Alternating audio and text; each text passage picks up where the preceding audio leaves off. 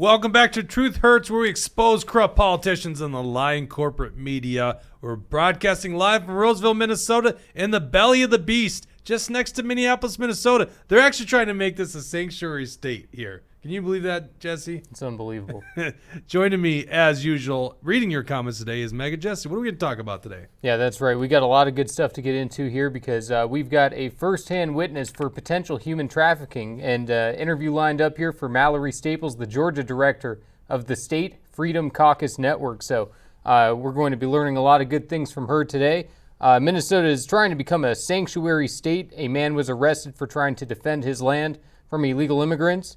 An ICE director confirms that border-crossing terrorist was caught in Minnesota. We got some new NBC polling out there about the presidential election.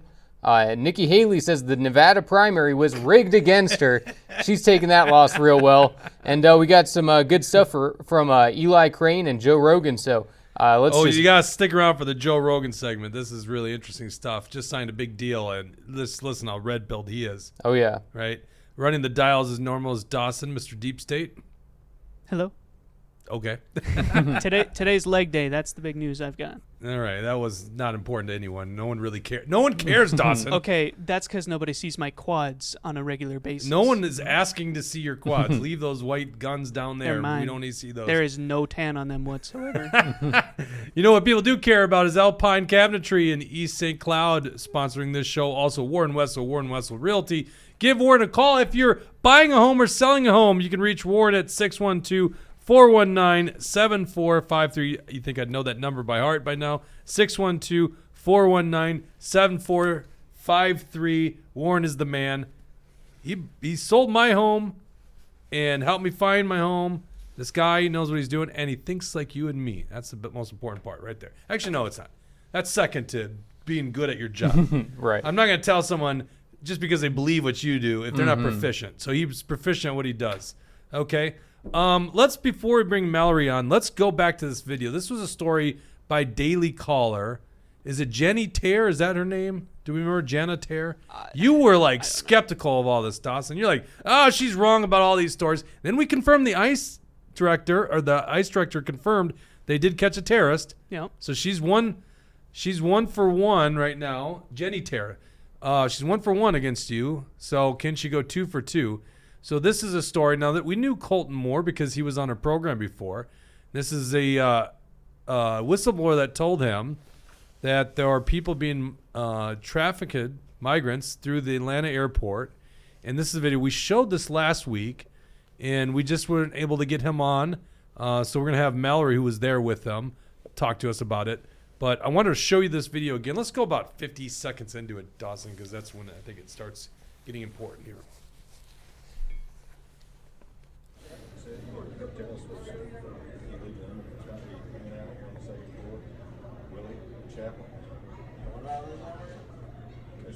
What do you want to do? Put them to work? No, I just want to get a documentation of them. Are you like ICE or something? Senator from here in the state of Georgia. Senator Colton Moore, representing Northwest Georgia. Yeah, they have like government, like some kind of agency that works with I got you. in there. Okay. They're just talking to some drill sergeant who's probably waiting for some new recruits to show up. I think he's one there. How's it going, man? Yeah. You guys documented or Yeah. you guys Yeah, transporting anybody anywhere? yeah, we're all getting them flights to where they need to be. Okay, where they need to be? All over the place. Where are they coming from? As in, like, country of origin and stuff like that. Also all over the place. All over the place. Yeah. You know when they come into the U.S.? Why? Can I ask you why you're asking these questions? Yeah. The senator from Northwest Georgia. Yeah. And not a big fan of human trafficking. Just want to make sure Everything's above board here. Yeah, so these are just recently documented travelers getting released from ICE, getting to where they need to be. Okay.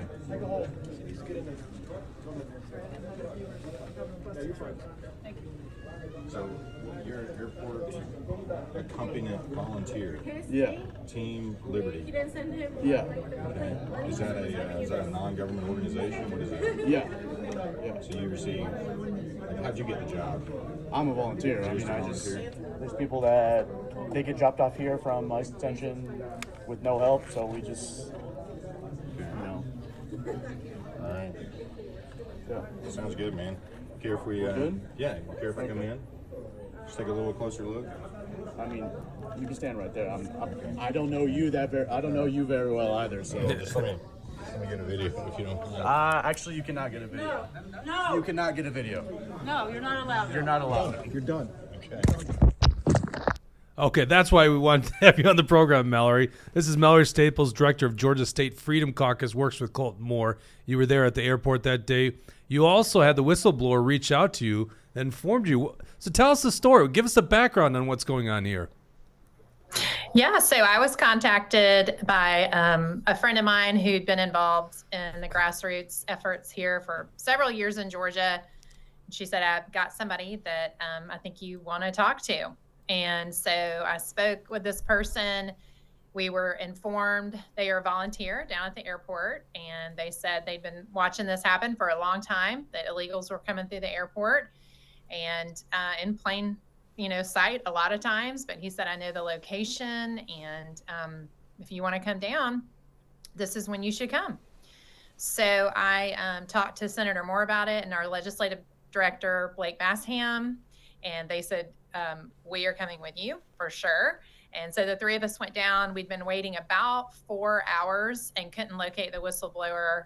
Finally found him, and he said, hey, you're actually not in the right spot. He said, walk over here. So we did, and he showed us all the room, pointed up there as the second floor, which I'm sure you've heard, already.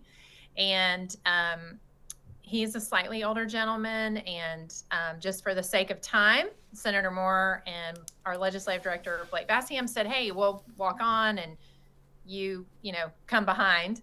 And with this gentleman, so fortunately, considering the assault that happened at the end of that video by one of Biden's federal officers to Senator Moore, I'm glad I was not in closer proximity, but could hear them when Colton and Blake were leaving, just screaming obscenities.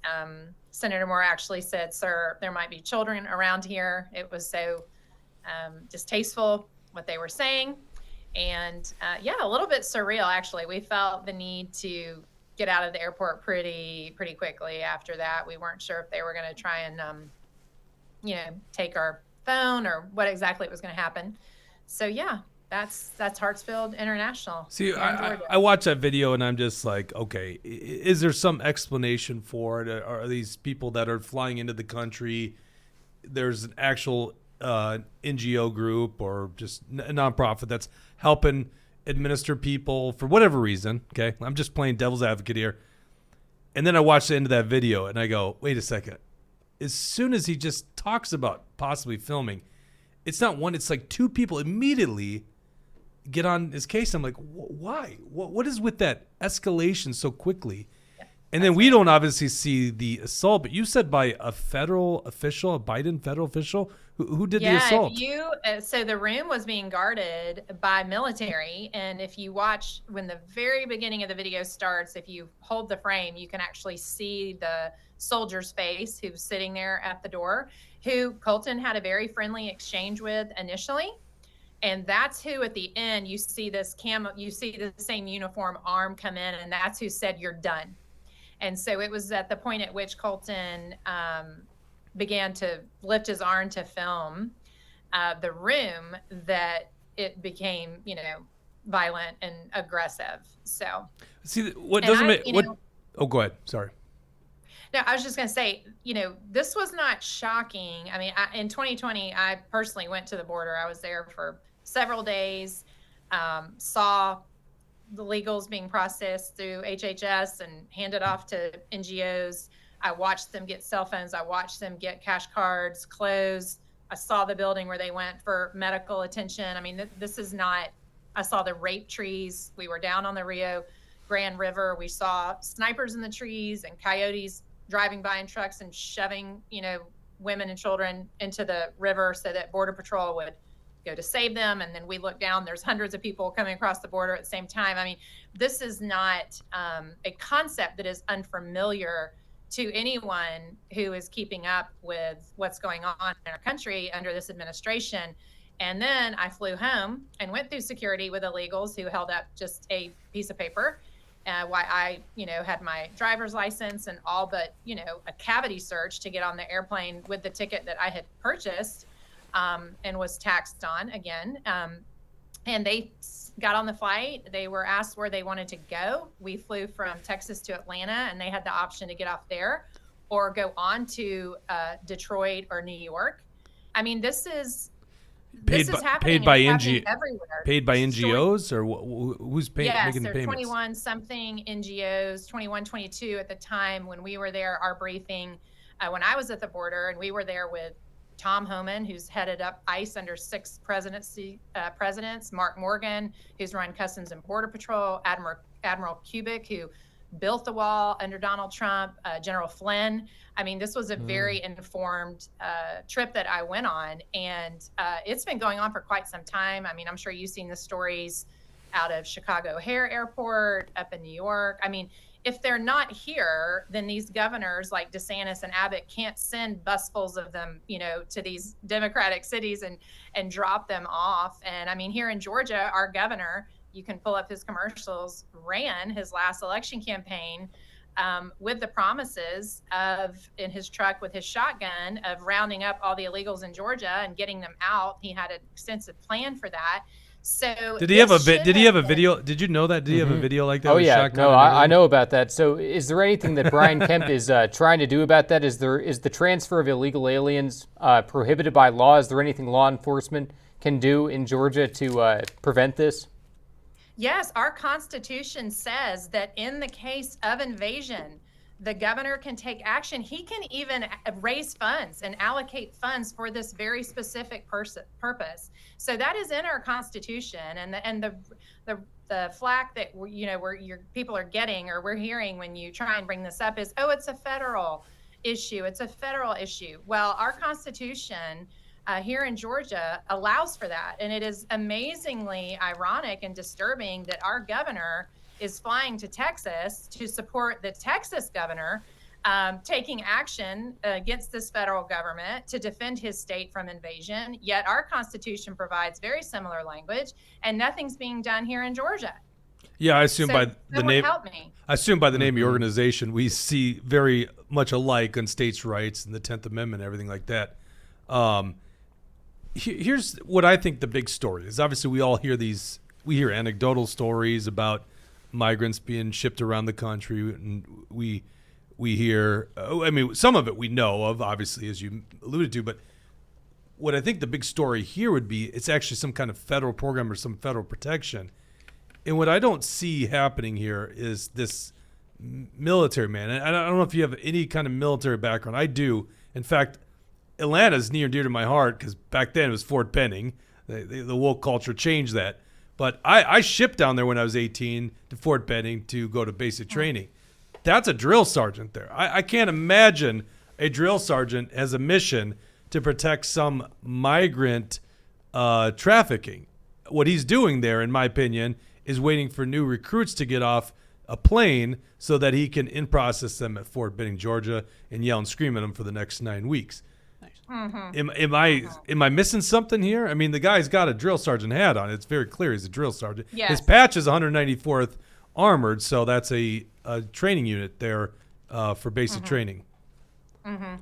Yeah, and that was one of Senator Moore's comments was he felt like the gentleman's reaction, it was so disproportional. It was so aggressive to put your hands on a sitting state senator like that and try and commandeer a personal item of his is just beyond what a normal person would consider.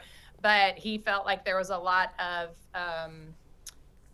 demonstration there for the recruits. I mean, of course, we're not sure. And you're saying he basically was just trying to be heroic in that moment? Because I thought you alluded to. That was the senator's, one of his comments was, gosh, and he even said when they were walking off, like I mentioned, he was like, sir, there might be children here. I think you need to tone it down. Senator Moore was trying to pull him back in between the guardrails, but he felt like he was showing out a lot for the other recruits. Yeah, but potentially, that's it. I mean, you kind of but he wasn't like, this isn't his task. I mean, this isn't his mission. He's not there for that. We don't know. The airport has denied that they were even there. They've said there were no military personnel there whatsoever. And well, I mean, there's always military personnel at Atlanta. I mean, always, because it's a major. Interesting that they're saying there weren't any, and that there was no footage there when it is the most surveilled, site in the state of Georgia. It's the busiest airport in the country, and that this one particular room had no cameras. Watching this space is very interesting and certainly deserves some answers and some commentary. All of which we have not been able to obtain. So, well, no, obviously they're in a certain part of the airport. They have a pretty sizable room, so the airport commission or whatever is in charge of it is giving them this space. So there has to be some bit of cooperation. Right. Some cooperation. I guess it could be NGO led, but I mean, what part of the airport is this? Team Libertad's Facebook page, and thank you to all the grassroots that have taken the initiative to become investigative journalists. They went through their Facebook page and they document how to get to this room, where this room is. There's pictures all over their Facebook page of what they're doing. And actually the two people that were in the video that Senator Moore was speaking to are all over the Facebook page. They talk about what they do there. So they're not. What did they say? What did they say they do? Escorting these incoming migrants to shuttle buses, to new locations, directing them through the airport to connecting flights, on and on. Do we think that these people are coming across the border, getting on a flight and going through Atlanta? Obviously, Atlanta is a major hub. Or are they coming from, or is it all the above? I guess I didn't think of that, but from. I mean, I personally can attest to the fact that they're getting on airports in Texas. They're getting on planes and airports at Texas and flying to Atlanta with the option to both get off and connect on to the city of their choice. Interesting. And I witnessed that firsthand. So yeah. Sure, and I had seen Senator Colton Moore speaking on the Senate floor, and he had said that his staff witnessed an illegal immigrant who spoke no English, was illiterate in Spanish, and was having a total breakdown and anxiety attack, and that it was the burden was on an airport custodian. And so I'm wondering, why do you think the Democrats are taking advantage of these vulnerable people? And it sounds like this is happening very often, and it just sounds, heartbreaking. Why do you think this is going on? It is, because they do not care about people. They care about power. What I saw on the border is a humanitarian crisis. Rape trees, children being used as luggage to get drugs into the country. I mean, the human shrapnel that is at our border, that is now run by the cartels, you cannot like humanity, much less love them, and allow what's going on to happen. I mean, this administration has knowingly admitted to losing 85,000 children. And that number, from what I understand from my congressional information, is a gross underestimation of what's going on. And, I don't want to date myself, but when I grew up and one child went missing, their face was all over a milk carton. Oh, yeah. This administration is saying, 85,000, we're not sure where they went. I mean, this is a humanitarian crisis for sure. They do not care about people. They are voters, and voters that will allow them to stay in power if they have it their way forever. Well, at least get it counted in the census. I don't know how quickly the path to votership happens. Although in Minnesota, we allowed driver's license for illegals, so and it's the same driver's license. To your point, when they're counted in the census, that affects the congressional demographic for Republican and Democrat. That is another piece of the pie. But yes, they're creating express lanes for pathways to citizenship. I've been told out of DC that this administration, it's not getting reported on, has now created a national ID that is very similar to our driver's licenses that they are giving them. When I was there, which was in 2020, like I said, it was paper. now they're getting a legitimate ID to expedite this process of them voting. So you're absolutely right. And the census is tampering with the census affects the balance of power between the two parties in DC as well. Where does this story go from here on out? I mean, I guess I think Timcast talked about it. I don't think it got covered by, shocking, the corporate media. So where does this story go from here? Well, we gave Daily Caller an exclusive. Fox did pick it up. I mean, we've been getting calls from senators and congressmen and all kinds of things, but where it falls off is in effectiveness and next steps is with Republican leadership. I mean, I heard a Newsmax anchor getting ready to interview a Republican congressional rep here in Georgia, and he said, what's going on? He said, from where we sit, it doesn't feel like Republicans in Georgia give a damn. And it does seem that way. So we need leadership to engage to protect the citizens of Georgia. Our tax dollars are going towards supporting all of these illegals that are coming in. I mean, when I was there, this was the catchphrase, and it's been said ever since. Every state is a border state when your country's wide open. So there really isn't a state in the country that can intelligently assume they're not on the receiving end of the millions and millions of people that are coming across our border, breaking our laws as their first act in the United States. Yeah, we're so naive in Minnesota, and I'm pointing myself here to think, oh, okay, it just doesn't affect us as much. Although northern border crossings are skyrocketing, which is crazy too. But yes, and we don't want those terrorists from Canada coming down here, by the way, the Trudeau administration. But we literally had, and this was Jenny Terr's story on Daily Caller, a terrorist who came across the border, roamed freely for 10 months, and just got nabbed in Minnesota. It's like, yes, that's a big deal. I got a family here, They're That's coming right. across the well, border. You're not safe here. And what Mark Morgan explained to me, which was very eye-opening, is the process, this infrastructure that the cartels have set up, and the technology that they have is mind-blowing. It is like NASA-level technology. Nothing is happening on the borders that the cartels are not controlling. But this infrastructure that they have across the country, their network, and how they're moving these people in, and I'm coming up blank on the word. There's a new term at the time for these houses where they're sending these folks that have paid, $5,000-$10,000 to the coyotes to get across the border, to get dispensed throughout the country. But their new 2 years ago tactic was these more rural, like safe houses for the cartels, where these people go, men, women, and children, to work off the debt that they have to the cartels. And they are charged, but they're in rural areas, is my whole point to you. They're not all going to LA and New York and Detroit. Right. And they're going to rural areas because the police forces there are minimal, and they can fly undercover for longer periods of time. They charge these people room and board. They charge them by the water bottle of water that they consume. So this is human slavery is what's happening. Oh, yeah. And these folks are having to do God knows what. For however many years, but they're coming to not just cities, but rural neighborhoods, and have been for years now under this administration, near all your listeners. I mean, it is, every state is a border state. Truer words have not been said. Yeah. Well, we appreciate your time, Mallory. Thank you so much for joining us. And tell Colton Moore, keep up the good work down there in Georgia. Well, he's on the Senate floor right now fighting for freedom. So yeah, it's so hard to book him these days. I mean, my God, what I got to do to get him on here?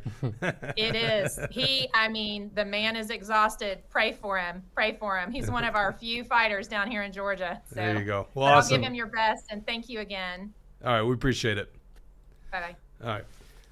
Dawson, you just seem so skeptical when you hear her talking. What is going through your head there? Well, she didn't tell us. She didn't prove anything. She told us the same thing that the senator went and said, right? But she was downstairs for the whole thing, so. I mean, in many regards, it's like it's hard to get to the bottom of these kind of stories because there's this craziness in protecting things. The dichotomy in politics today is out of whack. Well, we were talking about this, well, I don't know if I should have brought this up on the show, but I'm going to now because we were talking about somebody okay, we'll just leave it at that. Yeah. didn't really like Trump after Jan 6. And I go, yeah, because they probably only hear one side of the story and they don't hear the other side of the story. Maybe the true side of the story. You know, what do we know is true? Well, I guess you kind of go with the facts as they lead you to, you know. It's tough because there's so much disinformation out there, but certainly the corporate media is engaging in mass disinformation, especially on January 6th. And so it's like, it's hard to get to the bottom of these stories, but something happened at this incident. That's why we wanted to have him on, because, you know, you don't just shut off a camera like that, you know, and then get assaulted. I don't know what the heck the drill sergeant's doing, getting involved. Maybe takes it amongst himself in a heroic move to think that this guy's in the wrong. Right. So were you suggesting that he was maybe there to try to recruit people? No. So I see what you were getting at earlier. imagine you're going to go to base training. This is me at Sure. 18, literally. I'm an infantry soldier going to base training at Fort Benning, Georgia. Okay, they call it Fort Moore. I don't want to hate on Fort Moore because General Moore was a great leader, Hal Moore, right? From We Were Soldiers, okay? But Fort Benning was what we called it, all right? You can't have a Confederate general base anymore, okay? We went through that wokeness. But Fort Benning, so I go to Fort Benning, Georgia. You get off a plane, you don't know where the hell you're going. The Army figured this out. You throw a bunch of round hats, round browns they call them, drill sergeants, and they easily guide you to the right place to in-process new recruits. And so that's what the guy's doing there. He's clearly there. He's got drill sergeant hat. He's got the patch of, I think it's 194th Armor.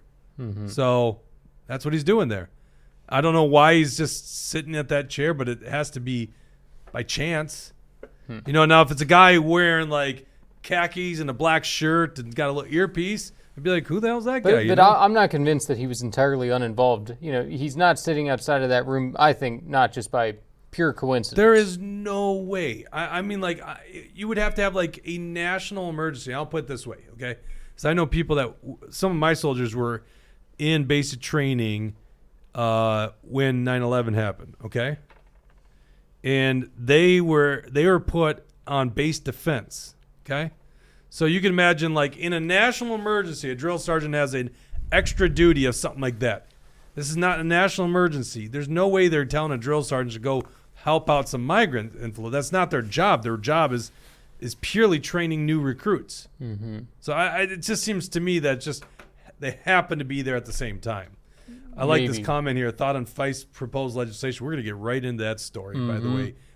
Make sure you guys add your comments here on Rumble, which we had a nice meeting with the other day. Bad Hat Harry, good to see you. Sandhill, he knows what I'm talking about. And I like so Bad Hat, were you on Sandhill? 1992? You were there before I was. Sandhill's the place the infantry was in Fort Benning, Georgia. Yeah, and I'm seeing Tucker in the comments here too saying dairy farmers love the cheap labor too. They rob them of their hours from their paychecks.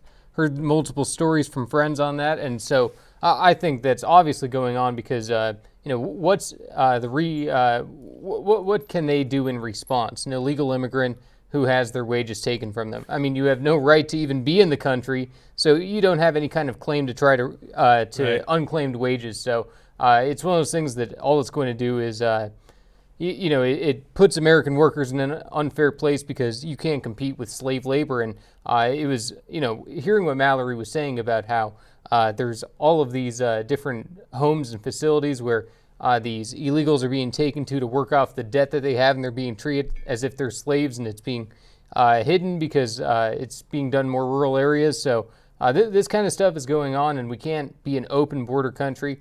If you know, it's only a matter of time before we're going to have very, very serious repercussions for these. Well, I think the point she's making, and this is a great point, you know, the reason you can't have this loose open border policy is all the humanitarian issues with it. There are children dying in the Rio Grande. I think it's daily, but it's regular because they're being smuggled by coyotes across the border in very risky, dangerous scenarios.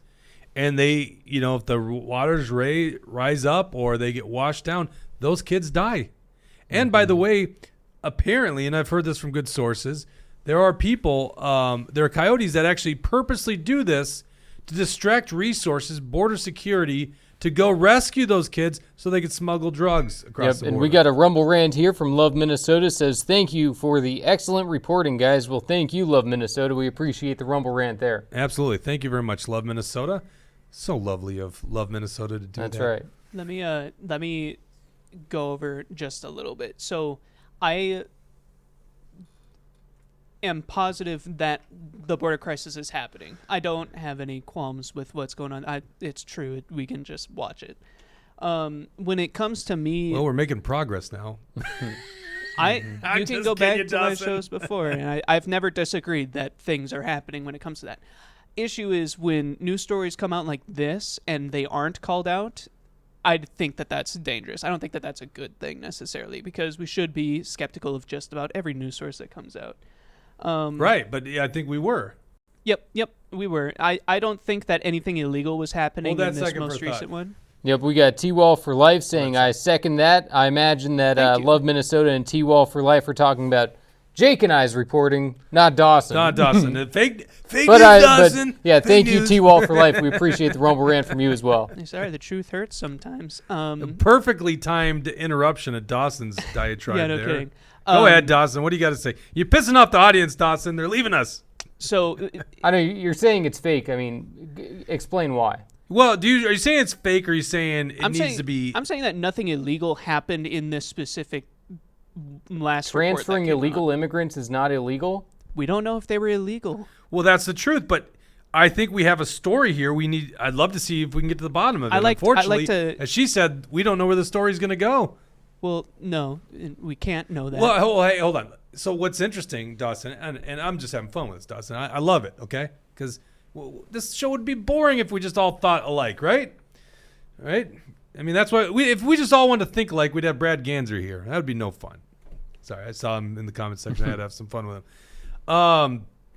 You questioned that story on the terrorist that was caught in Minnesota. Yep. And rightfully so, okay?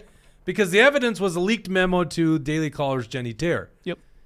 And then, unfortunately, we just had too much on our plate. Oh my God, Bad Head Harry. Okay, Yep. go ahead. Bad Hat Harry at $20. I guess he's paying for a Dawson rant. So Oh my God. there we go. All right, there you go. All right, Dawson's appreciate got Bad a Hat fan. Harry. What are you, a gamer, Bad Hat Harry?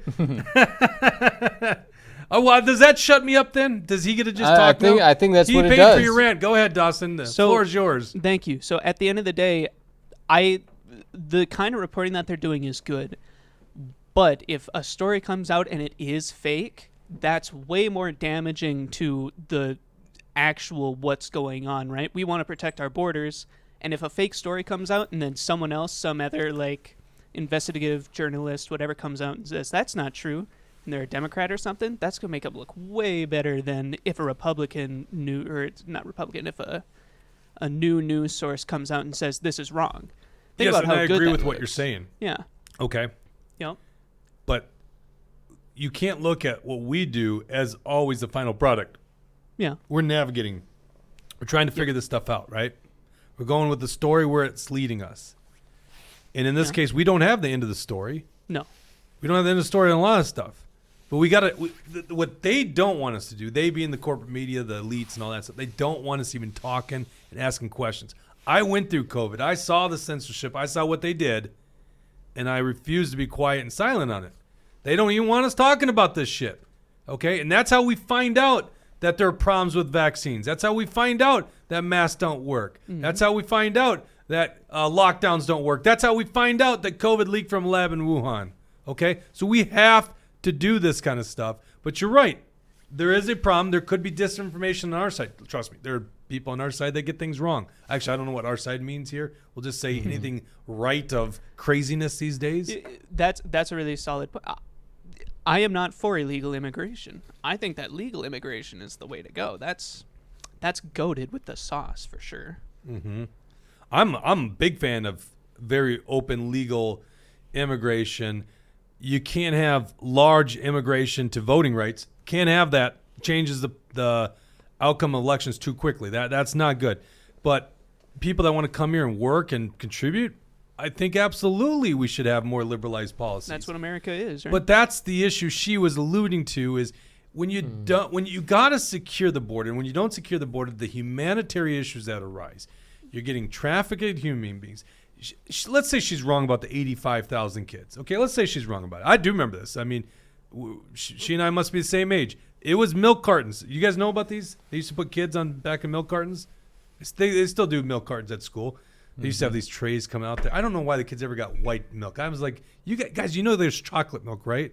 Get the chocolate milk. There was whole milk right there. That's the good stuff. Yeah, but not next to chocolate milk. I mean, good God, Kim's chocolate milk. Give me that all day long. Oh man, God, I could go for one of those little carton. All right, I'm way off track here. So anyhow, let's say she's wrong on the 85,000 kids. What if it's 10? What if because the borders are open, 10? Can you at least agree that it's at least 10 kids? Of course. Right? I mean, it's probably 10, at least 10 a day. 10 a day. Kids are being smuggled across the border into sex trafficking. I mean, because of this border policy. yeah, I'm not arguing against any of that. And then here's the other thing, Dawson. It's because of this migrant flow, and this is probably why the cartels are so involved in this, right? They're just getting the fentanyl into this country and killing so many more Americans, right? Yeah. So this is such a massive problem, the humanitarian issue. Now, not solving these problems, okay? Not solving these problems at all. So what's going on in Minnesota? Pull up our article. Minnesota become a sanctuary state. The bozos behind this, Sandra Feist. Mm-hmm. God, have you ever heard her talk, Jesse? Yeah, she's nuts. She's just like one of these kind of people, and I always raise my voice like this, and I just talk with this lisp. What is so funny, Dawson? No, it's at when I have to control this thing, my arm's up the whole time, so I have to shake it out. I thought he was like, oh, well, now you're making fun of my people? What, Somalians? No. Sandra Feist is the one on the left. Oh, I don't know who that is. Well, she's the one that talks like this. I mean, like literally, you just know that she and I'd have nothing. We'd get along on nothing, just the way she talks. Sorry, I'm really judging the book by the cover. She's got purple hair in that too. I mean, come on, what purple hair person votes the way I vote, right? All right, anyhow, and that's Omar Fattah, the senator from. He's your favorite guy. You even follow him on the updates, don't you, in the legislature? I get his emails. That's it's like I get this email. It's like, oh great, we're gonna have open borders. We're not gonna follow any laws here in Minnesota. It's unbelievable. These Democrats.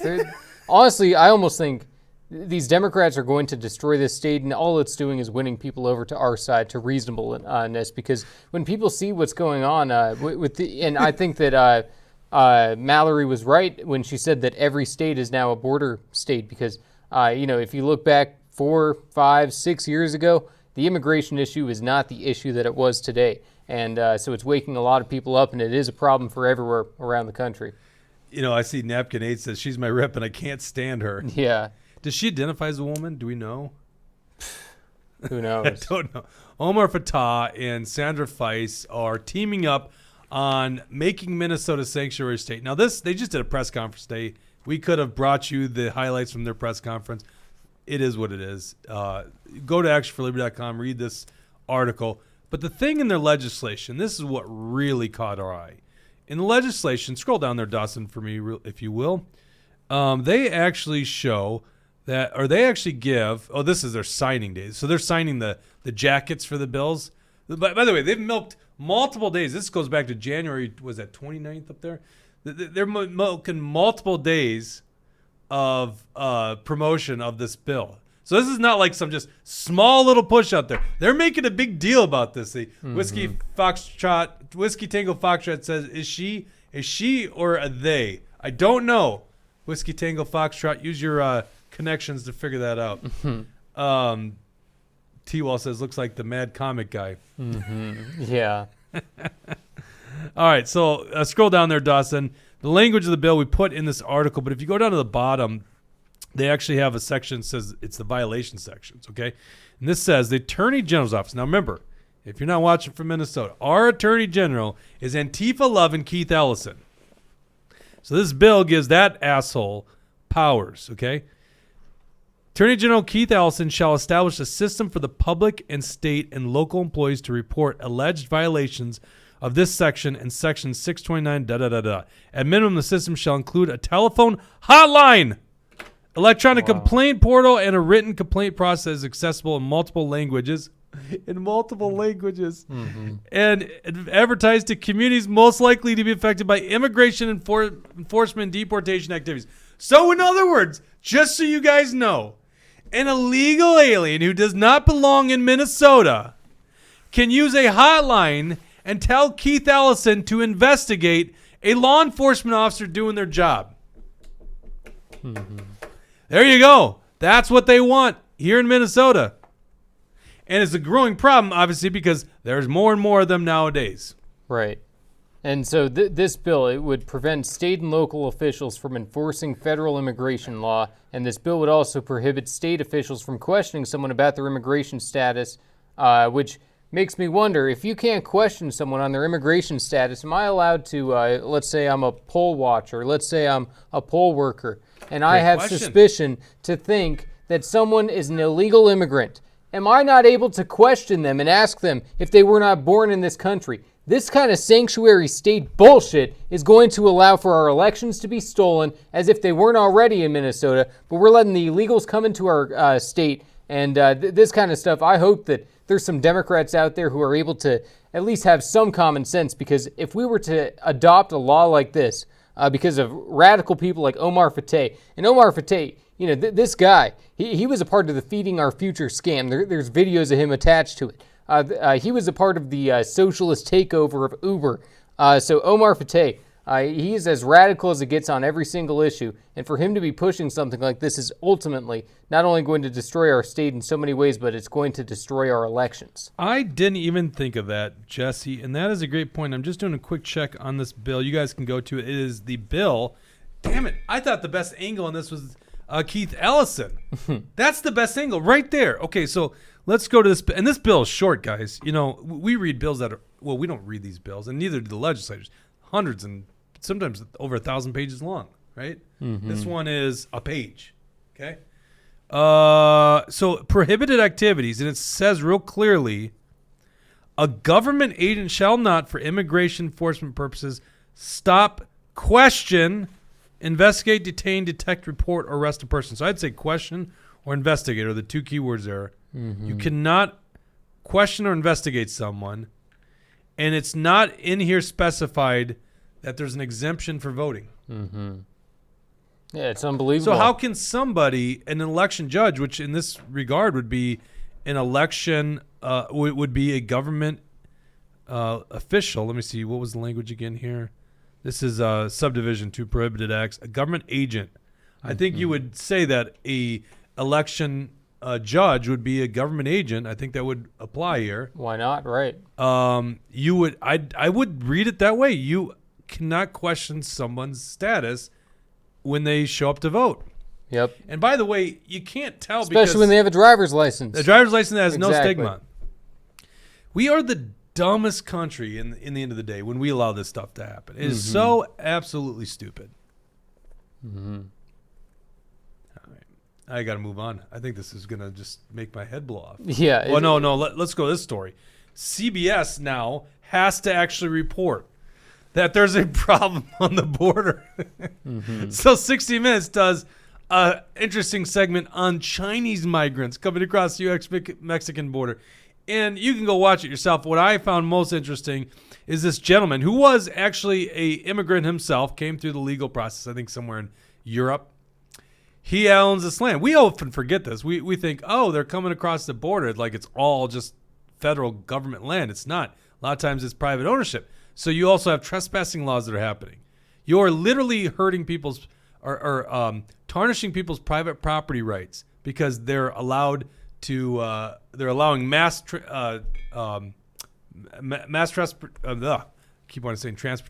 trespassing on people's land. So this guy owns some land in Southern California, and he actually has migrants taking down his trees. Go ahead.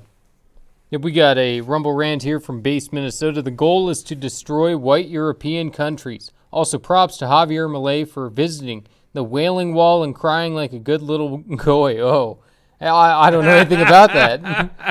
And goy, what does goy mean again? Goy is like a it's like a pejorative Jewish term for that Jews call non-Jews, right? Yeah, but like someone that's sympathetic to Jewish people. Like Shabbos Goy would be like a really good non-Jew, right? Gentile, a very good Gentile. Isn't that correct? Don't I have that right?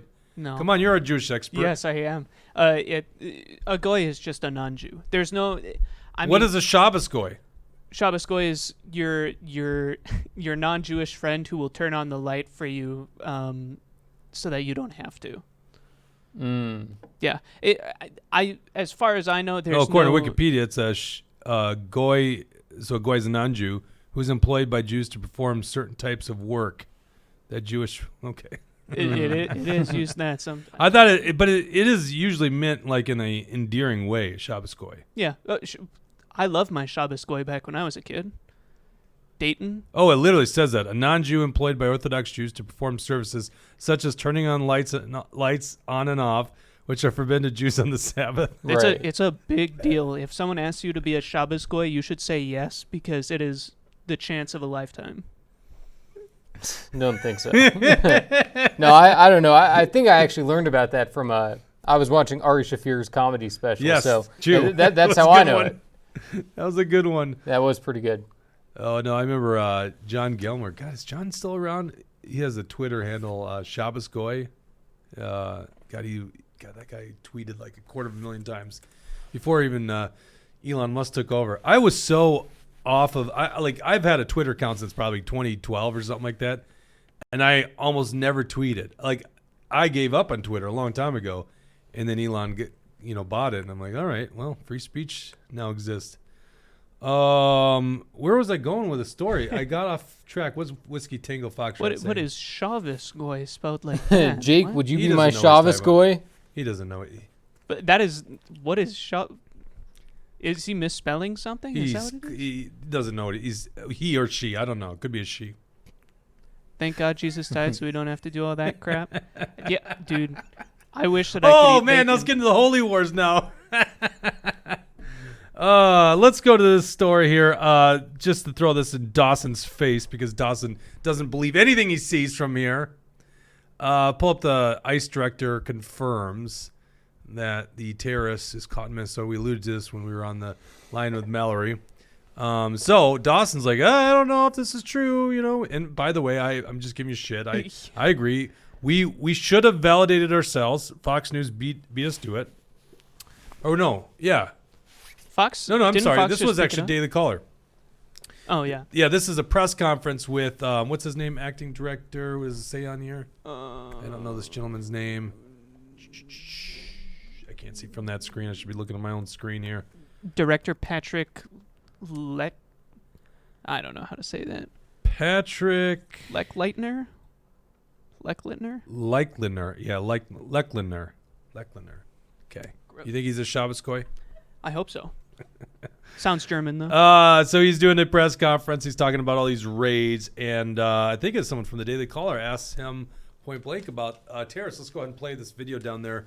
This is also on actionforliberty.com. You guys can watch this. And we get it on our Rumble channel. Thank you. We recently reported that ERO had arrested an Al-Shabaab member in Minnesota.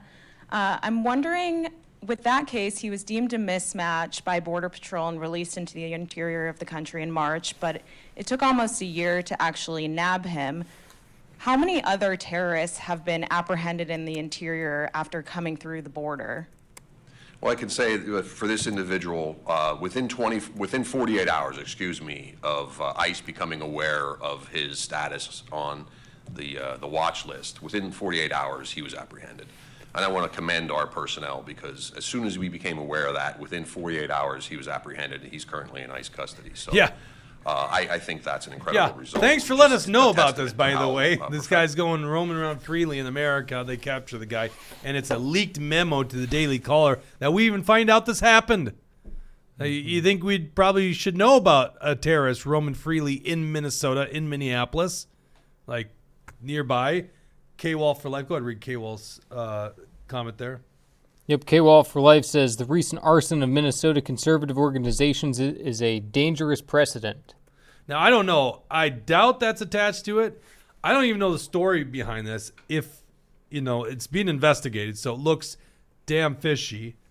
But yeah, apparently a group of conservative organizations in one building have, looks like firebombing right outside their office. Actually penetrates one of the offices. Which doesn't that make us at high risk here at Action for Liberty? I think we push the envelope pretty pretty much more than any of these guys, right? So, by the way, no law enforcement's reached out to us. So who knows if this is a big risk? Who knows if it's connected? I don't know if it's connected. I don't even look at it just so much as targeting like a conservative political organizations. Just think about your family. Just say, let's imagine this is Al-Shabaab terrorist. Maybe his target is something, in the Somali community, but it happens on 94 and it causes damage or collateral damage, right? Maybe it's an explosion. Maybe it's something done on the freeway and somebody else dies. Like, that's serious stuff. We should know about it. And by the way, the guy shouldn't have been here because he came across the border illegally. By the way, March of 2023 too. So he's been here for like 10 months. Yeah. Crazy and story. there was another comment I wanted to answer here. Instant Zipper Ball IF.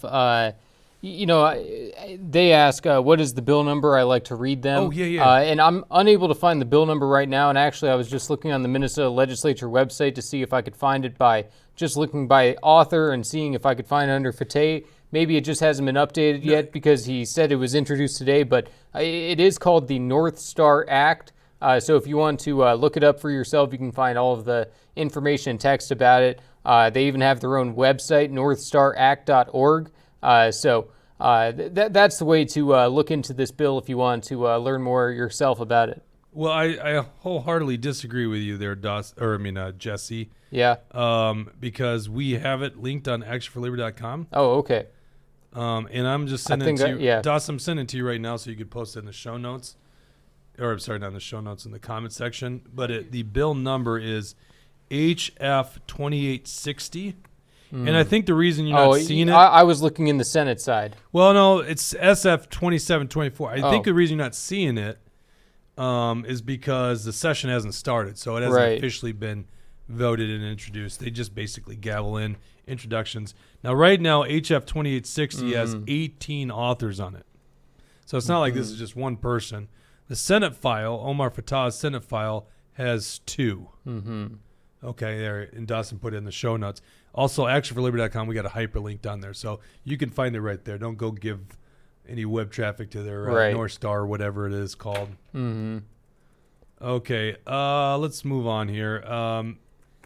Is Nikki ready to drop out yet?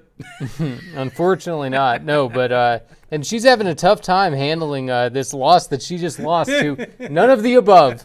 People prefer none of the above. So 2/3 of the Republican primary voters prefer to have nobody instead of Nikki Haley. So here's an interesting interview where she actually claims that Trump rigged the primary, even though she knew damn well that she wasn't going to be able to win any delegate votes by participating in this primary. So let's go ahead and check out her pathetic response. I asked her about it today in an exclusive one-on-one. Does that situation in Nevada hurt a little bit? No, I mean, Nevada, it's such a scam. They were supposed to have a primary. Trump rigged it so that the GOP chairman, who's been indicted, would go and create a caucus. We knew months ago that we weren't going to spend a day or a dollar in Nevada because it wasn't worth it.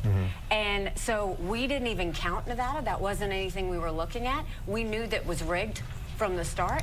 Our focus is on South Carolina, Michigan, Super Tuesday. So if you look what we did in Iowa and you look what we did in New Hampshire, we're continuing to grow. That's what matters, I think, more than anything else. But look at what happened this week. Here you have Republicans lost a major vote on the border. Republicans lost a major vote on Israel.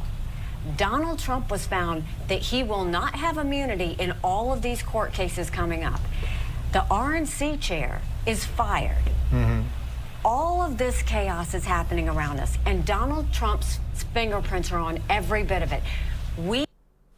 South Carolina right now is showing Trump with a 31-point, according to Real Clear Politics average, 31-point advantage on her.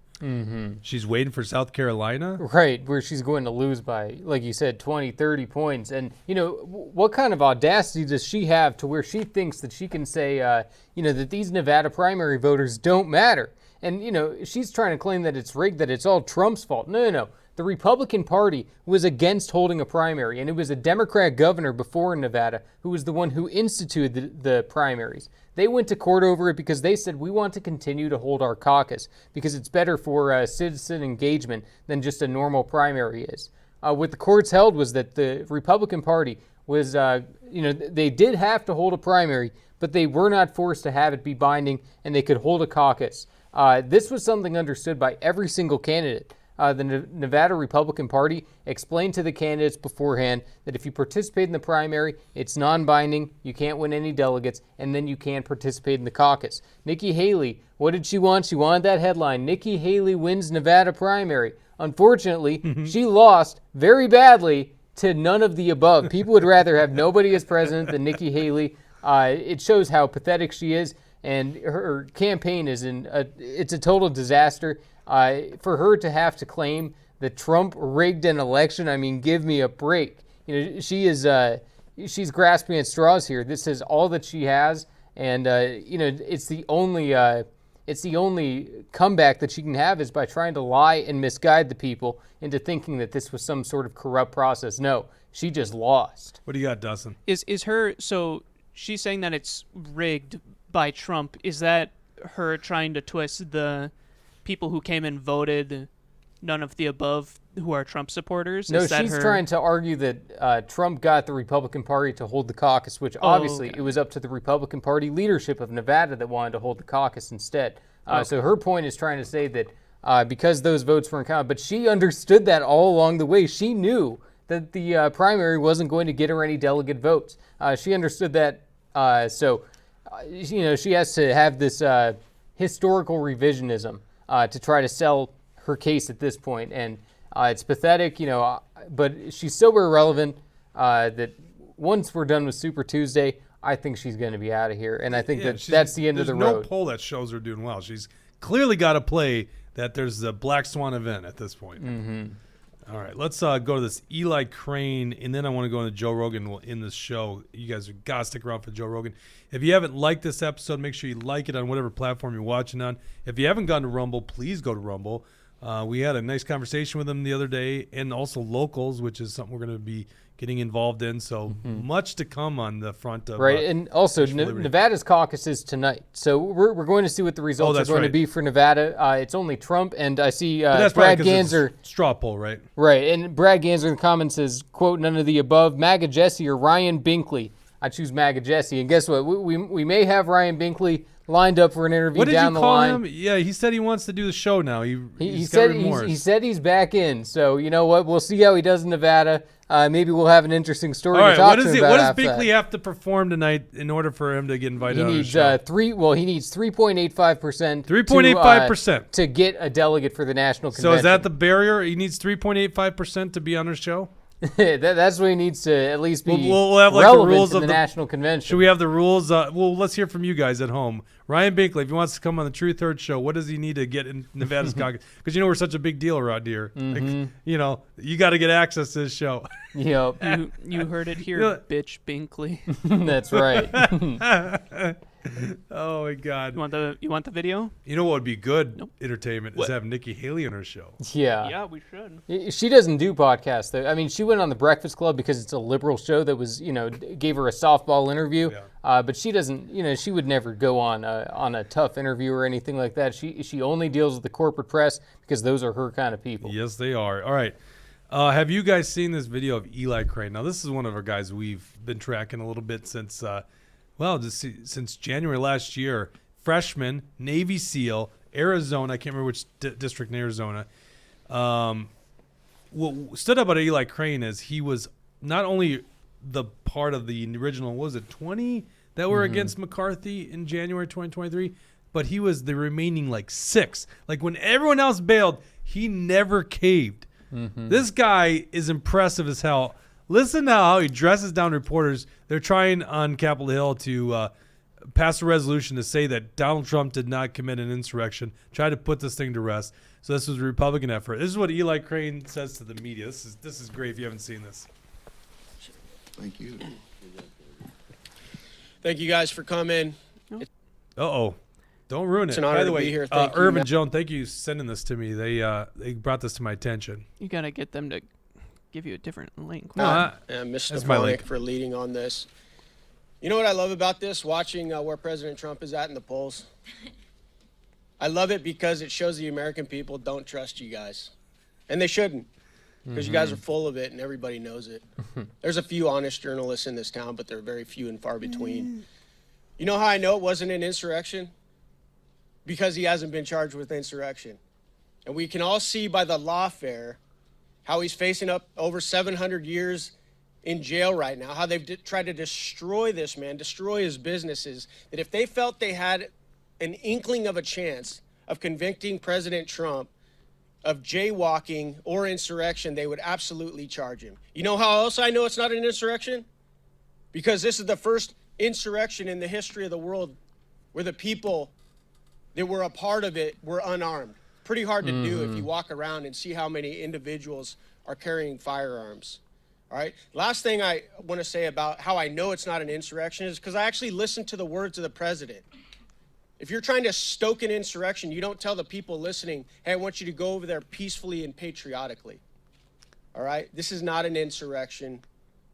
What it is a party that's scared to death of this man because he's America first, and he's shown time and time again he's willing to bust up the swamp, and he continues to beat you like a drum. That's what this is really about. And for all you journalists out there, you know, that are pretty cowardly, some in this room right now, you don't have the balls to write the truth. And even if you did, your publishers wouldn't publish it because you're a part of a propaganda outlet, probably one of the biggest in the history of the world. If you had any courage, I want you to ask some questions about that day, January 6th, that we keep talking about. Why has the pipe bomber not been caught yet? Huh? Why has the pipe bomber not been caught? The one individual that could have committed multiple mass casualties has not been caught yet. Go follow some of Beatty's reporting over at Revolver News. He's got some evidence for you guys. What's going on up here with January 6th is there's a pretty big cover-up actually going on up here in Capitol Hill about some of the involvement of our government, and it's quite unsavory. And I want to acknowledge Rep. Massey's work on this lately and others who have been trying to get to the bottom of it. But here's some other questions for you journalists to ask. Why did it take so long for Ray Epps to be charged?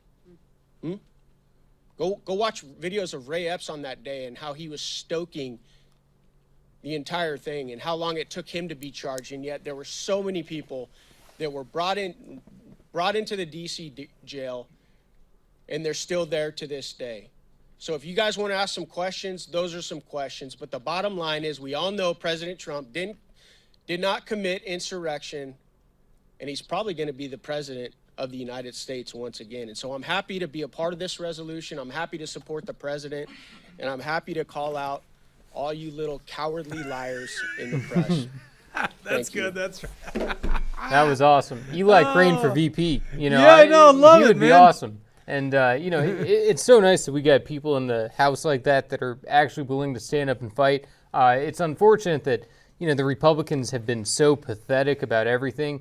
You know, with the failure to impeach Mayorkas, that was a shame. And all that made me think was, man, I wish George Santos was there, because George Santos would have been the deciding vote. Man, I wish Kevin McCarthy wouldn't have quit, because that would have been the vote right there. Right. And it's just unfortunate that the Republicans are their own worst enemies in most cases. And, I was thinking about it. We could even blame our very own Pete Stauber for the failing of the Mayorkas impeachment, because he was one of the people who got rid of George Santos. If it wasn't for Pete Stauber, we would have been in a situation where Mayorkas would have been impeached by the House already. But Stauber was the one who felt like he had to limit our own numbers. It shows how the establishment doesn't actually care about getting anything done. They're just concerned with protecting their own power. Well, Jesse, they're always preaching unity. Why aren't they preaching unity right now? I don't understand. Right. Unity on Trump. Not impeaching Mayorkas. I was going to say not impeaching Mayorkas. Right. Where's the unity clause on there, Isn't it interesting? Freaking cowards. Yeah. Okay, this segment I'm very excited to bring to you, okay? So I've been a Joe Rogan fan for probably a decade. I don't know. Let's see. I found out about podcasting because of Joe Rogan, okay? There's this Steven Rinella. meat eater. He tweeted out or something like this. This had been almost a decade ago, that he was going on the Joe Rogan experience. I'm like, Joe Rogan from the UFC? You know, I was like, what's this? That's how I found out about podcasting. So I've been following Joe Rogan for a long time now. Joe does not come from the right. Okay? Joe's a common sense guy. I'm not saying he's some crazy leftist, but he does not come from the right. He had Bernie Sanders on in 2020. He like quasi-endorsed him. I wouldn't say he endorsed him, but he kind of quasi-endorsed him. Yeah, and he voted for him. Did he actually say he voted for him? Oh, yeah. No. Yeah, he voted for the Libertarian candidate. No, I'm saying in the primary. He voted for Bernie in the primary. Yeah, he said that himself. Gotcha. All right, so Joe's got this. Joe, I've kind of watched develop, his political views and where he is as a person over these 10 years, okay, whatever it's been. And why this is so important, if you're not following Joe Rogan, I mean, I'm like straight in his demographic, okay, of people that tune into Joe Rogan, okay? I get it. But this is why it's important to all you, even if you don't listen to Joe Rogan. Joe Rogan is penning right now a contract with, I was going to say Rumble, Spotify, for $250 million. What is it, like a 5-year contract or something like that? Like, he is the biggest guy in media. His audiences are 20 times what CNN is getting, okay? Joe Rogan is massive. He's the biggest interviewer on the planet. 10 million plus downloads per episode. So is Aaron Rodgers on? I get a notification about this yesterday. I'm like, yes. I want to hear what Aaron Rodgers has to say. Because to me, as a lifelong Bears fan, Aaron Rodgers has been a thorn in my side, but honest to God, I could put all that off the side for how this guy took a courageous stance during COVID, okay? So they get talking, and they go over all the issues, and I'm like, I got to put these pieces together and bring it on the show and play this. You're going to see Joe Rogan so red-pilled. It gives me nothing but hope for the future that the biggest guy in media is saying the things that guys like us say all the time. That he is, I mean, he's interviewed everybody. He interviews everyone. He talks to everybody. And he's now drawing these same kind of conclusions. First one, and this might be the most important one, shortest clip, but I always say banking's the biggest problem, creating money out of thin air. You know what you can't do that with, to a degree, with the gold standard. Joe Rogan agrees with this. Let's go. Let's play this audio clip. Joe Rogan advocating for a gold standard. Another thing would be get back on the gold standard. That would be a great move, too, but that's too late. But JFK was trying to do that. Yeah. Silver standard. Yeah. Guess what they did? I cut off. Guess what they did to him? Now, maybe that's what's going to happen if we ever got back on the gold standard, the people advocating for it. Yeah, they JFK you. But he's absolutely right. This is, I don't hear anyone in the mainstream media. Do I have this wrong here? You're certainly not hearing this at MSNBC or CNBC, Jesse. No one's calling for getting on the gold standard, a huge solution to our monetary issues and saving our damn country. So let's go further than that. If that wasn't already good enough, that Joe's on board with the gold standard, here he is. And this is interesting because this is an evolution, Joe Rogan. Joe Rogan, I think 5 years ago, was on board with the climate change narrative. Here he is calling out climate change for being nothing but population control. Listen to this. What was it, in Paris? They had some sort of climate accord. Yeah, but it wasn't taking effect, or there was different rules for other countries, but we had to adhere to something that nobody else was adhering to. It's control.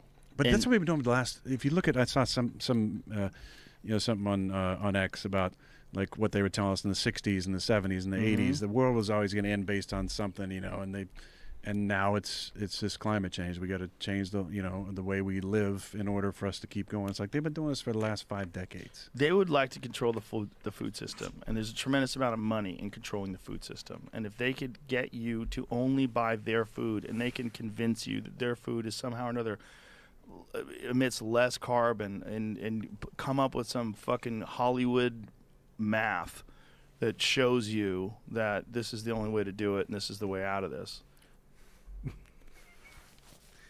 Is that not hope right there, Jesse? Is that not hope? He's talking that way? He's not all the way there on the issue, but, it's a good start. And But the fact he understands what the overall movement is about, right? Even if he might, I was going to say believe in some of the science. What is the science? The science is that we have an effect on the climate. How much of an effect we have, no one can tell. What is the 2040 measure? Carbon-free 2040 in Minnesota. What politician can tell you how much of an impact that will make? They can't answer that question. There's no science behind that. Mm-hmm. But he understands exactly what they're doing, right? Yep. And so is Aaron Rodgers. By the way, all these things they're agreeing on. I love it. One of the best players ever in the NFL. I'd argue, it's hard to say that Tom Brady's not the GOAT, but just as a pure quarterback talent, Rodgers got to be right there with them. I think he's got the best touchdown to interception ratio. I mean, Mahomes hasn't played as long. Maybe Mahomes is up there. Mahomes just hasn't played as long. Rodgers is like 40 years old now. Mm-hmm. All right. Joe Rogan calling what's going on with Trump a banana republic. Let's listen to this.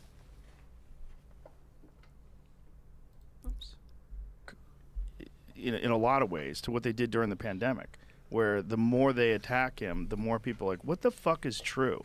Yeah. Because I don't believe you guys anymore. And when you're going after him, I kind of think that you're just doing this because you don't want him to win. And that's banana republic shit. When you're prosecuting your political opponents, specifically because you don't want your political opponents to be able to make it to the vote, that's banana republic shit. That's what we're living in. Yeah. What is Brad Ganser saying there? Go read his comment. If Rogan sobered up? Yeah, if Rogan sobered up, he would be dangerous. What are you saying, Brad? He's sober? No, he does a lot of podcasts with comics. They have a couple drinks. What's wrong with having a couple drinks every once in a while? We do that on our show. Does he mean by sobering up getting red pilled? Why do you have Mallory back on the screen? Whoops. Does he mean by getting sobered up getting red pilled? Is that what Brad Ganser is referring to? No, I'm sure he's talking about the drugs and the alcohol and everything. Oh yeah, well he does. He is a very big advocate for smoking pot, but gotcha. Yeah, and the psychedelics. Actually, Rogan kind of I'm pro legalization, but I always had the stigma against potheads, and then you see a high functioning guy like Rogan who's a pot user. I'm just like, oh yeah, he's talking about drugs. He does a lot of drugs. Mm-hmm. And yeah, Tucker says founding fathers love to drink. Exactly. They love to drink, Brad. Jefferson had his own distillery. So did Thomas Jefferson. Don't you love America, Brad? My God. Next segment. Listen, no one else, this is the reason I'm bringing this up. No one. Joe Rogan has a larger audience than I don't know how many of the main corporate media heads combined, right? Tucker Carlson was the only one close to Rogan, and he was probably half the audience. And they canned Tucker, which I hope after tonight's Putin interview, which is such a smart move by Tucker, because now I'm going to go to Tucker Carlson's network tonight, his website, and watch, right? I'm interested in that. So here you go. Oh yeah, George Washington grew hemp. That's right, good point. But that's not a drug, right? All right, let's go to here's Joe Rogan on the transition agenda. Joe's always been good on the transgender thing, but here's him actually talking about the agenda and the dangers of it. Kids are extremely malleable. They're extremely easy to manipulate. They're extremely easy to influence. We've always known this. It's one of the reasons why you don't let children get tattoos. It's one of the reasons why you don't let children join the military. It's one of the reasons why you don't let children have children. It's one of the reasons why we have ages of consent, because we know that they're not young enough, they're not smart enough, they're not old enough to make their own decisions. They can be manipulated. So if they can be manipulated that way, why the fuck would we think they can't be manipulated by this emerging market, which is gender care, this gender-affirming care? Have you ever seen the map of like gender care from 2007 versus 2022? Have you ever seen that? Yeah, I saw it somewhere. Yeah. Here, I can send it to you, Jamie, so you can take a look at it. But it's fucking bananas. It's a business. My friend, who is a doctor, told me that his friend, who is a plastic surgeon, who moved into gender transition care, he told me the difference between what that person gets paid for an arthroscopic surgery versus what they get paid for gender transition. I forget what the number was for arthroscopic surgery, but for the gender transition, he gets $70,000 every time he does this. And he goes, and this guy is raking it in. Yeah, I've heard a lot of evidence on that it's a hugely profitable venture. Mm-hmm. And my God, like, what a great point. Like, you don't allow a kid to get tattoos. You don't let a kid Join the military. Yeah, I think when you're 17, you have to get your parents' permission to join the military because they do enlist people under 18. But you got to have parental. That's crazy. What's that? I said that's wild to think about. Right. Yes. Yeah. As a guy that served in the military 12 years, I can't imagine. Imagine a signing off on that. 17-year-old. Oh my god. I know. Well, I remember having soldiers that were still in high school. Mm-hmm. It's kind of No, I had an uncle join at 17. Right. So it's one of those things. Sometimes that's just the it just depends on the person. Sometimes that's just what you want to do, where you want to go, and it's a good opportunity for some. But yeah, I mean, not for me. Well, in these days, right? That's the problem. I joined before 9/11, and it was a different world. So, minor attracted persons. This is a segment on pedophilia being normalized. Now, we've talked about this. We actually broke a story here in Minnesota, how Democrats actually changed the Minnesota Human Rights Act to allow pedophilia to be a sexual orientation. It sounds like we're crazy talking about it. Here's the biggest guy in media also alluding to the fact that there's a constituency behind this. Listen to this. Fucking crazy. But the fact that they're letting that, we are one step away from minor attracted persons being something that everybody's cool with. Because that's also on the agenda. And every now and then they sneak that out there. Every now and then you'll see it in universities, see people talking about it. We have this is this one maligned group that has no support, minor attracted persons. Yeah. All right, let's go to the comment section here before I get to the last one. Let's see. Alley Cat, they ruined the child's life. Brad Ganser says, just spent a week working in Florida, and I can confirm that we can do better in Minnesota. DeSantis is a great governor. I'd agree at this point now that he's out of the presidential race. I don't have a problem with that now. Based MN says, crazy to think that not transitioning a kid is now considered based. 30 years ago is just common sense. Is that exactly. not the perfect comment? That's the thing. Yes. There wasn't even. I mean, how recent was it that these surgeries even came about? It's a pretty recent phenomenon, and so especially with them pushing it onto children now, that's the kind of thing that it was completely unheard of years ago. 10 years ago, you wouldn't even talked about this craziness with kids. I get it, an adult, whatever, and I still don't give a shit. I think William made a good point that as a doctor to do something like that is really unethical. But I just think an adult can make bad choices. Right. But kids, so ridiculous. All right, so Rogan, he understands the bug eaters too. Well, the bug eating promoters. I always say the bug eaters. They're not the ones eating the insects. Yeah. They're the ones promoting it. They're going to eat just fine. So here is Joe Rogan and Aaron Rodgers on the WEF, the World Economic Forum. Really quick, before I play this video, I just have to point out, Jake, if you shaved your beard and your head, you would be the same. This would be the same thing. What do you mean? You look exactly the same. I don't look at all like Joe Rogan. What are you talking about? Look at your background. Look at your set. You blend in when you're in the corner like this. And you have the same headphones and microphone. Oh, yeah, but you're not looks like Joe is. Oh, no. Yeah, Put on a gray we're way sweatshirt, though, different. and you'd be him. Well, no, I'm a Matthew shooter. I wouldn't wear a green white sweatshirt. Tell us who's going to be in charge. That the fact that is a place where people go by private jet, so they fly in these jets to tell everybody that they got to stop pumping out carbon. Yeah, love it. Keep it up, man. But that's the waking up. Is just the hypocrisy is everywhere. Yeah, it's you everywhere. fucking people who are telling us, cut your carbon footprint, don't grow your own food, eat fucking insects, stop eating meat. Yeah, it's like you're not adhering to any of this shit. No, of course not. They were serving meat at the WEF. Yeah, when people went there. Yeah. What I wanted to ask you before. Oh my God! Oh, I just love it. I love it.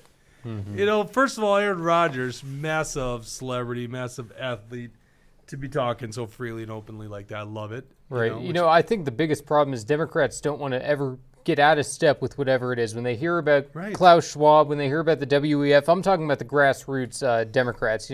When they hear about that stuff, they just don't believe it because, the Democrat sources aren't talking to them about it. They go, oh, conspiracy theory.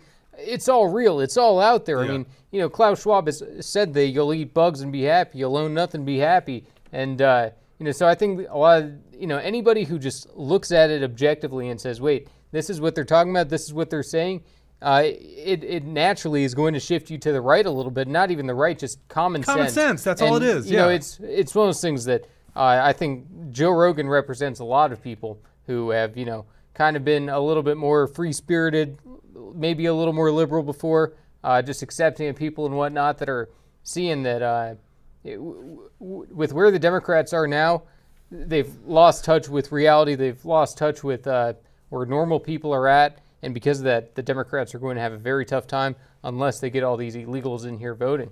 Yeah, but I don't even just place it on the Democrats. The way I look at it, Jesse, is it's the common sense side here. And right. It's the Republicans, too. You're right. It's because, exactly the Republicans, too. Brian Kemp, right. The Georgia governor. Where was he? He was sitting there at the World Economic Forum having a part of a conference there. So, a lot of these rhinos are just as guilty, and they're just as much of a part of the globalist agenda as the Democrats. And that's like I'm saying, more nowadays, I say my views are just pro people, pro the normal, regular guy.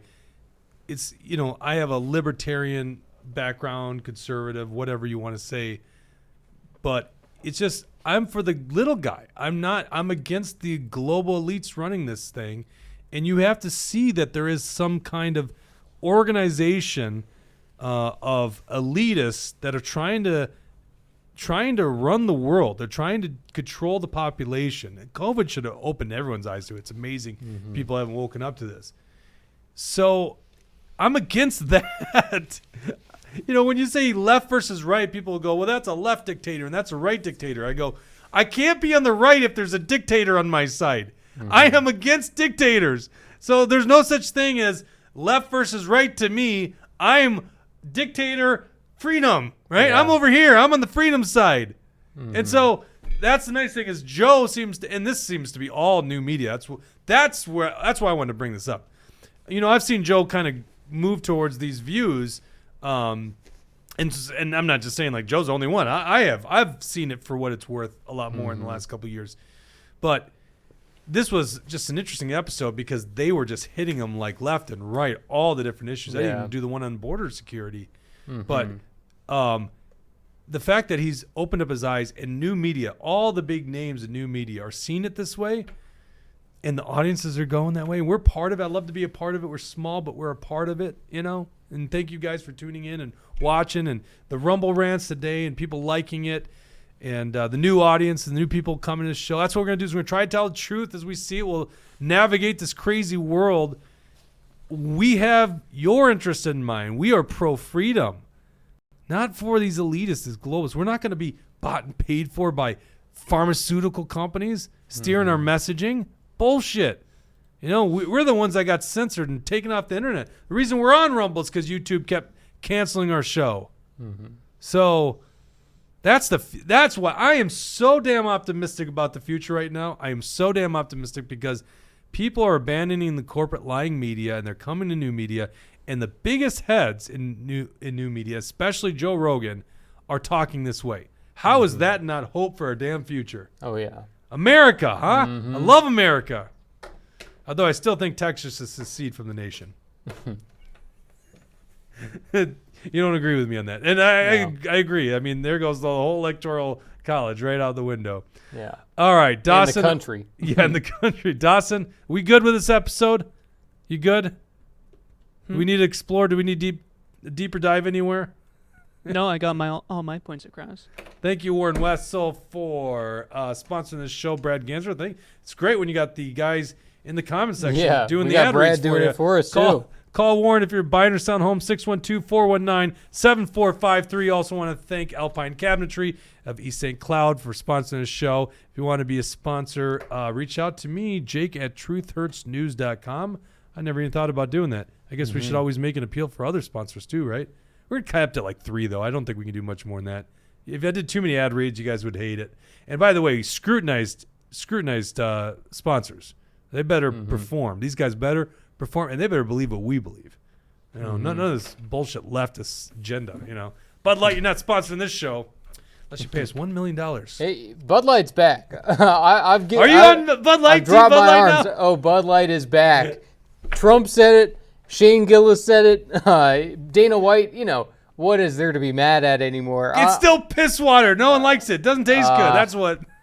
That doesn't matter. We're back, baby. Yeah, but here's the problem. The king of beers is back. No. Bullshit. PBR's never sold us out. Bud Light, we're still having. Bud Light and I, we have a really tarnished relationship. Yeah, see, Tucker agrees. Bud Light is still trash. Well, I don't like Bud Light. I like Budweiser, But, yeah, that hurt you. You were a Budweiser guy. But that's the thing. It's back. The King of Beers is back. The Queen has been replaced, we took out their little fake, their little fake woman. We got Shane Gillis in there. I'm feeling good with it. We're back. Yeah, Shane's a CIA plant, though. You know that, right? No way. I can't wait to watch him on SNL. I can't wait to watch Tucker. I know that's exciting. That's exciting that he's hosting SNL. Yeah, there you go. All right. Thank you guys so much for tuning into this episode. We'll be back on Tuesday. Take care.